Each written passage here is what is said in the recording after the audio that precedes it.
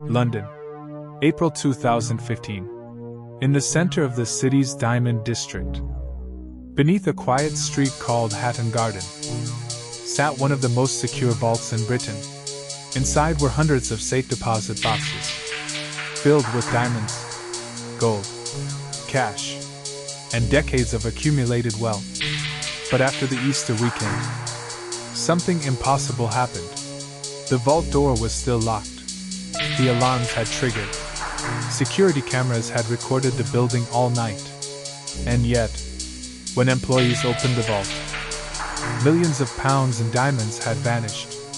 No broken doors, no smashed windows, no armed robbery. Just a single question investigators couldn't answer at first. How do you rob a vault without opening it? Because somewhere inside that building, 6 elderly men had already solved the puzzle, and by the time anyone realized what had happened, they were gone. Welcome to the Heist Vault. Behind every heist, there's a story. Some end in prisons, some end in graves, and some simply disappear. Hatton Garden is not an ordinary street. For more than a century, it has been the center of London's jewellery trade. Rows of shops selling diamonds, gold dealers, gemstone merchants, jewellery manufacturers. If diamonds move through London, they almost certainly pass through Hatton Garden. And beneath one building on Hatton Garden Street sat a secure facility known as Hatton Garden Safe Deposit Limited. Inside the underground vault, hundreds of private safe deposit boxes were stored. Many belonged to jewelers. Others belonged to collectors. Some belonged to people who simply didn't trust banks. Inside those boxes were loose diamonds, gold bars, jewelry, cash, and sometimes things people preferred not to discuss. No one knew the exact value of what was stored there. But everyone knew one thing. It was worth a fortune. The men responsible for the robbery were not young. They were experienced criminals. Most were in their 60s and 70s, veterans of the British criminal underworld. Among them was a man named Brian Reader. Reader was 76 years old, and he had a history. Decades earlier, he had been connected to laundering proceeds from the Brinksmat gold robbery. Another member of the crew was Terry Perkins, a lifelong thief. He had spent years in prison for armed robbery. Then there was John Kenny Collins and Daniel Jones, plus several others connected to the operation. These men weren't amateurs. They had spent decades committing crimes, and they understood something important. The most secure places in the world often rely on predictable routines. The group met regularly at a pub in London, the Castle Pub on Pentonville Road. There, over drinks and quiet conversations, they planned the robbery. They studied the Hatton Garden building, its layout, its security systems, its weekend schedules, and they found an opportunity. Every year, the Easter bank holiday weekend closed many businesses in the area. 4 days. Thursday night to Tuesday morning. Minimal activity. Minimal staff. Minimal attention. That would be their window. Then something strange happened. On April 1st, 2015, an underground electrical fire broke out nearby on Kingsway. Flames shot from a manhole cover. Gas mains burst. Thousands of people were evacuated. Power and telecommunications were disrupted. 4 days the city dealt with the chaos. Some newspapers later speculated that the fire might have been a diversion connected to the robbery. But investigators eventually concluded it was an electrical fault. Still, the timing added another layer of mystery to the story. April 2nd, 9:19 p.m. Staff at the Hatton Garden Safe Deposit Facility locked the doors for the Easter weekend. 4 minutes later, a man known to investigators as Mr. Ginger appeared on CCTV. He entered the building. Soon after, 3 more men followed, pulling wheelie bins. Inside the building, they made their way toward the basement vault. But they didn't approach the vault door. Instead, They accessed the lift shaft. Inside the basement, the gang began the most difficult part of the operation.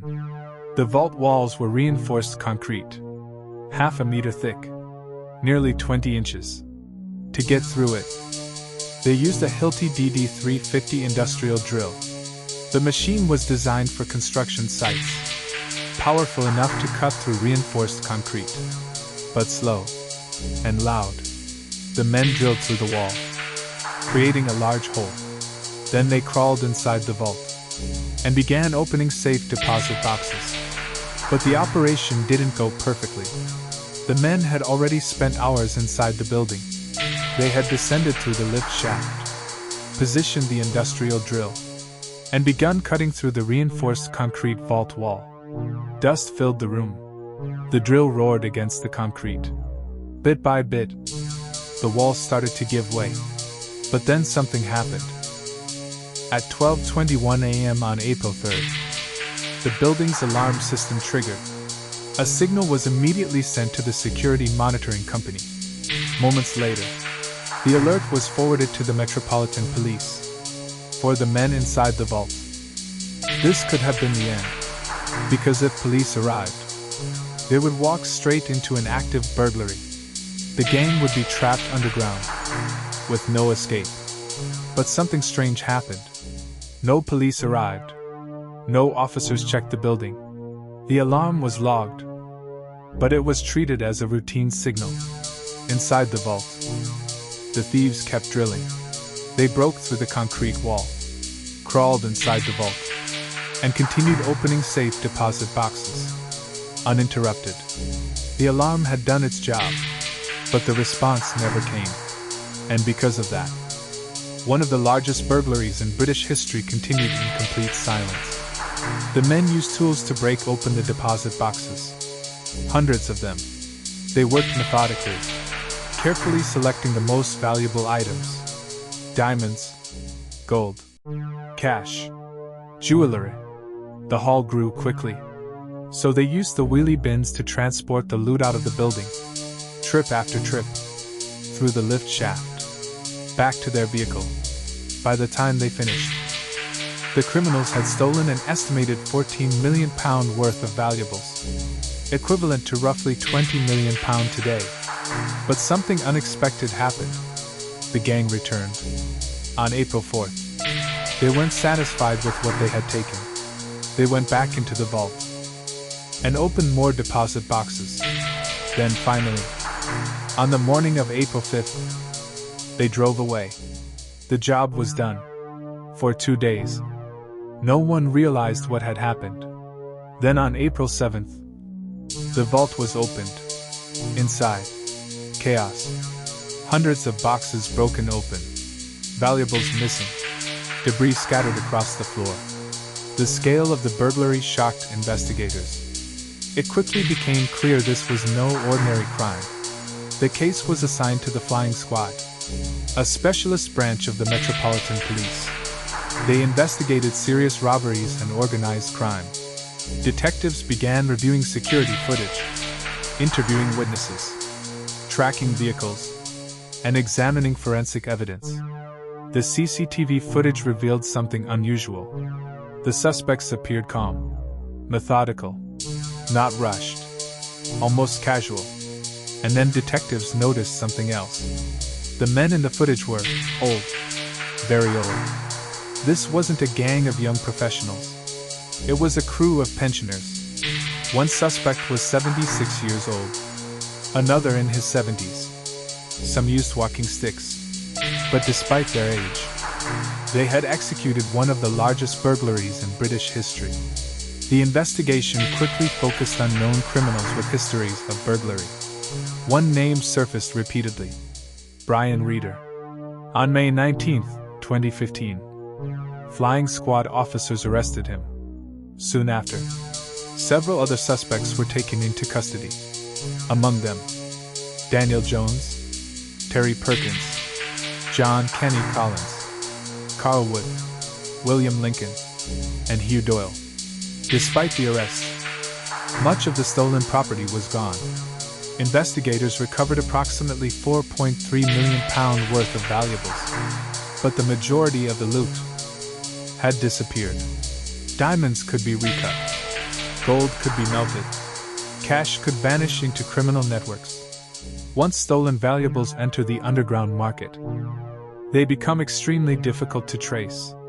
In March 2016, several members of the gang appeared in court. 3 of them, Daniel Jones, Terry Perkins, and John Collins, were sentenced to 7 years in prison.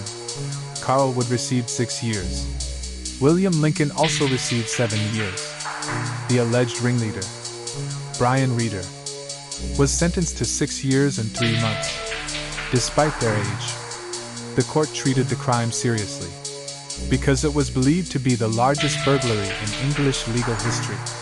But the story didn't end there.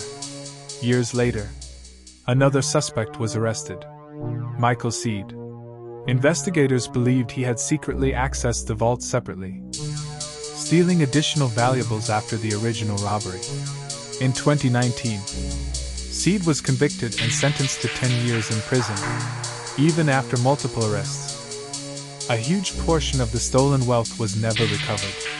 Authorities ordered several members of the gang to repay £27.5 million, but they couldn't. The money was gone, hidden, spent, or transformed into assets that were impossible to trace.